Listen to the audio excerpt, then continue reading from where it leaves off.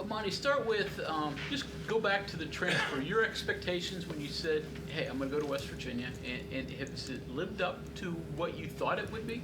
Most definitely. I just wanted a better opportunity for myself, a place where I could go have a good relationship with the coaching staff, and play the role I want to play on the team, and just win. I feel like I've done that so far. We've done that so far here and been successful. Your role, has it been what Coach DeVries described to you during the recruiting process? Yes, most definitely. Being able to space the floor, playing inside out, pass the ball from, the top of the key, play, two-man game with Vaughn. Definitely been what I've expected and a little bit more, actually. Difficult is it for a 6'8" guy, though, to be in the post? You can space it, but there are times you're just, undersized. Mm-hmm. How difficult is that?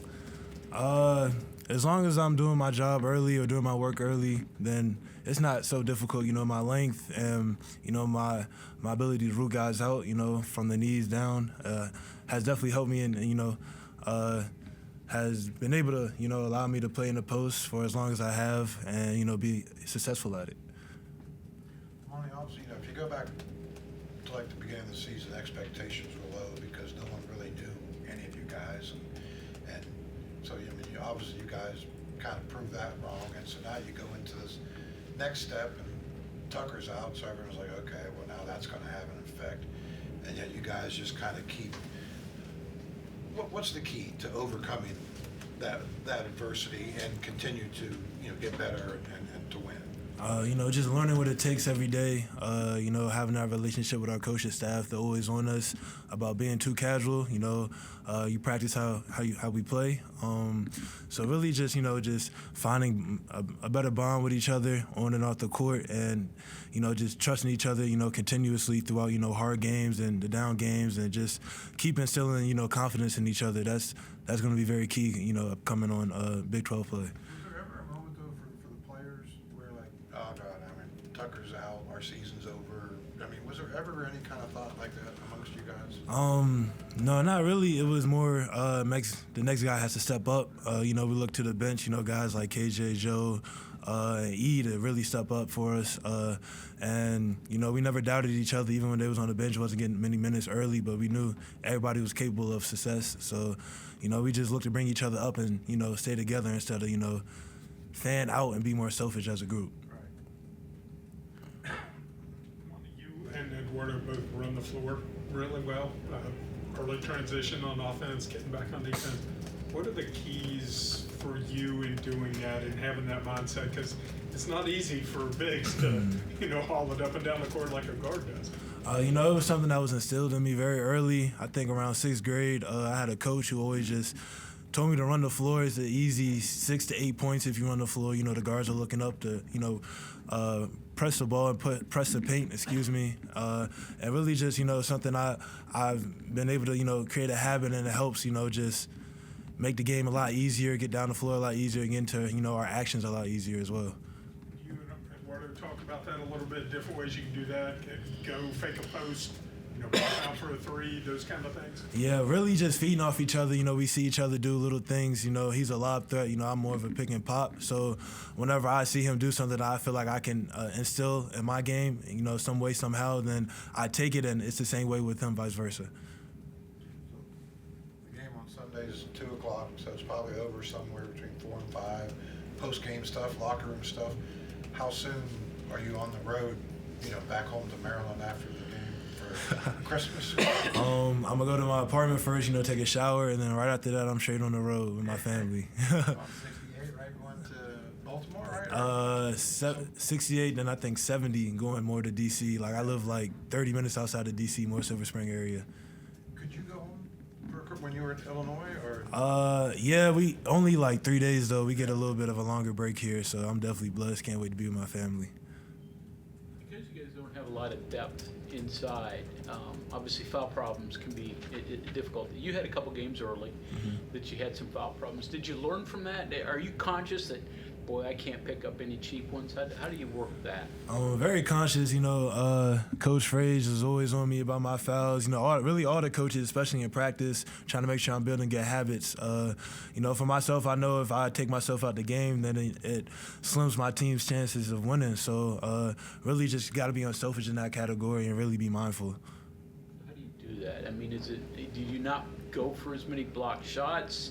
Do you not maybe check out people quite as hard, block out as hard on rebounds? How do you stay away from foul trouble? That's a good question. It's hard to do that and play hard at the same time. I really play, really carefree until I pick up the first one. And once I pick up the first one, it's more, okay, I got to watch what I do here. I got to look out for the hook and holds, do my work a little bit more earlier, show hands, and, talk to the refs and make sure we're all on the same page. Obviously, you guys haven't even played a conference game yet, so it's obviously still very early in the season, but people are starting to notice West Virginia, bracketology and things like that. Do you guys notice that, or does that hurt, maybe? I don't think we don't talk about it as a team at all. Maybe the coaches do, but really with us, we're just trying to figure out how to win consistently, especially, Tucker's out right now, so it's like, everybody got to step up. Everybody got to do something a little bit better to help, our winning odds. So right now we're really just head down and focus on what we got to do to win. What plays from the other guys make the most difference with Tucker out? Is it shooting? Is it passing? Or maybe both? Or defense? I would say definitely on the defensive side. We lose a little bit of our length, especially like in the front court area. So really just, being able to lock down guards, win closeouts, when we play in rotation. And then on the offensive end, definitely shooting, being able to space the floor so we can get our driving lanes. Vaughn likes to attack the basket. KJ likes to attack the basket. And really just, just our leadership-wise, we lose a big leader on the court with Tuck. So, guys like me, Vaughn, and Toby got to really step up. You wouldn't know it from looking at him, but he was the leading shot blocker. I never would have guessed that.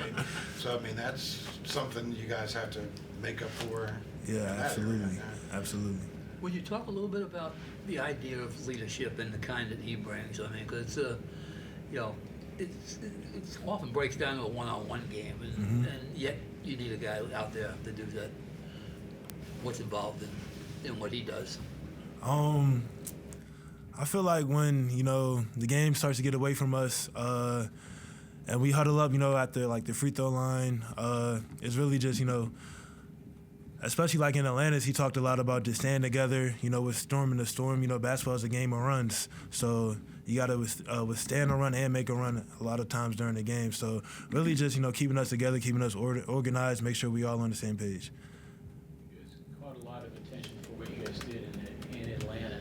Did it surprise you all inside as well, or did you leave there with a lot more confidence than maybe you went in with? I wouldn't say it surprised us, but I think we proved a lot to ourselves that weekend. That we're capable of making an NCAA tournament run, and it instilled a lot of confidence in a lot of the guys here.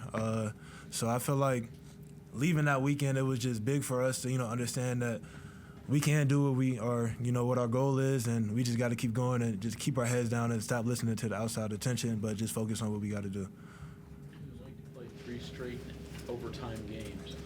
How exhausting is that? Very exhausting, but Doc and Coach Horn made sure we got everything we need, no cramps, a lot of fuel and a lot of fruit for sure. When you get home, do you already have requests made for mom? Hey, you got to make this, you got to make this. Yeah, my only request is really just, my mom makes a really good spaghetti pie and a little bit of bread to go with it, so definitely got to get some carbs from my Dukes. Spaghetti pie, explain that to us that haven't had it. What is spaghetti pie? It's basically just like spaghetti noodles, cottage cheese, different kind of cheeses, and then on top, she makes like a homemade cheese, and she covers that and puts like Italian seasoning, I think, and then she just puts it in the oven and like let it bake like a pie. It's pretty awesome. Home for the rest of us? I could if you would like. When's the last time you were able to see your family? They come to every game. Like it's just like a 3-hour drive. So usually every game I have my mom, dad, my aunt or my cousin, and usually my grandma comes whenever she's available as well. What kind of Christmas traditions do you guys have going next week? We do a game night. Like every Christmas, we invite like at least 20, 25 family members over, and we play games together, homemade games. So it's nothing like Uno or anything, but like my mom likes to make up games, so we play those and we just really just laugh and have a good time. Did you always win? Nah, I always win. Are you taking any teammates with you? Nope. No, okay. No, not at all. Will they be at the game on Sunday? Yes, they will. I think my sister, my grandma, and I got aunt and uncles coming as well. They got a car that's going to rack up some miles. Yeah, I mean, it's definitely. 3 hours, but that's still up and back. Yep, adds up for sure. Coach Witter mentioned toughness as his number one thing that he looks for when he's evaluating players on the court. Mentioned you as one of the players that really shows that. How do you feel like it shows up, and was that instilled from you kind of early age too? I feel like it just shows up in my passion, you know, the way I play, how hard I play. You know, being undersized, you got kind of have to have passion. It's not about the, you know, how the size of the dog, but the size of the dog's heart. So really, it was definitely instilled in me at an early age. My dad always said, if you're gonna do something, you're gonna do it with, you know, all your will. You're gonna put your best foot towards it. So I try to do that not just with basketball, but outside of basketball. You know, anything I do in life, that's definitely my main focus.